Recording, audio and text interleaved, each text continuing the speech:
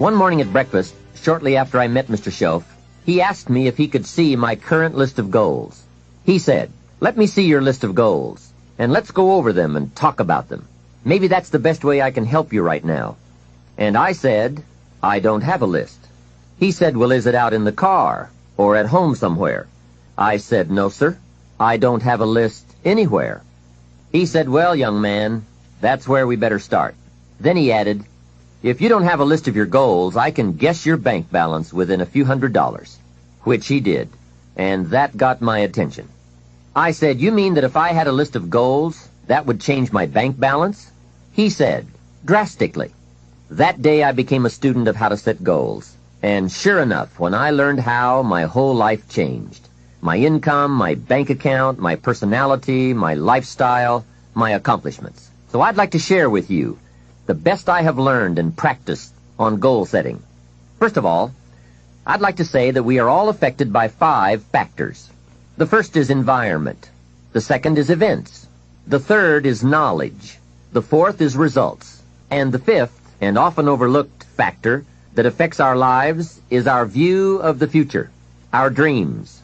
I won't get into all of these influences here, but let me concentrate on the fifth one, dreams. Of all these 5 influences, make sure your dreams are the greatest influence on your daily decisions and activities. Put another way, make sure that the greatest pull on you is the pull of the future. For your dreams to greatly influence you, for the future to pull you, your future must be well planned. There are 2 ways to face the future.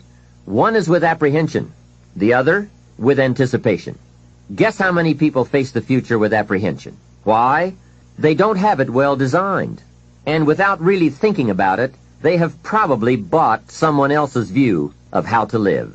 You will face the future with anticipation when you have planned a future you can get excited about, when you have designed your future results in advance.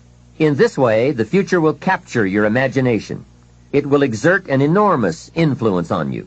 And to design your future, you must have goals. Well-defined goals are like a magnet. They pull you in their direction, and the better you have defined them, the better you have described them, the harder you work on them, the stronger they pull. And they pull you through all kinds of difficulties, too. Without goals, it is easy to let life deteriorate to the point where you're just making a living. It is not difficult to get trapped by economic necessity and settle for existence rather than substance. We all have a choice. We can either make a living or design a life. Mr. Schoaf said to me, "I don't think your current bank balance is a true indicator of your level of intelligence." I was happy to hear that. He said, "I think you have plenty of talent and ability, and that you're much smarter than your bank balance indicates." And that turned out to be true. I was much smarter. My question to him was, then why isn't my bank balance bigger?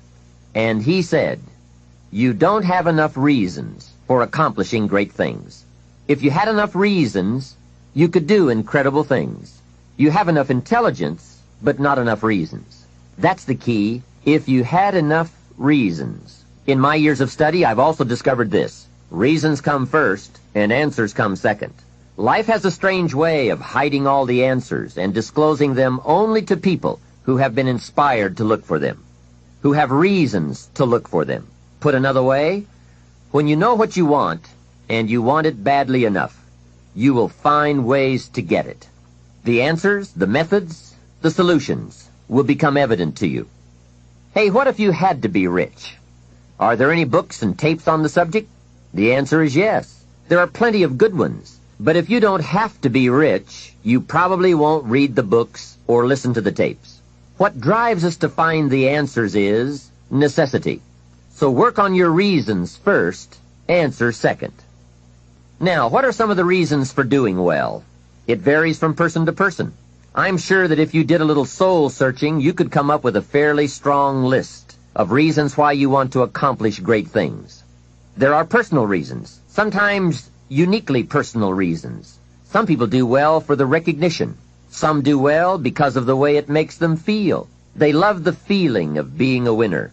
That's one of the best reasons.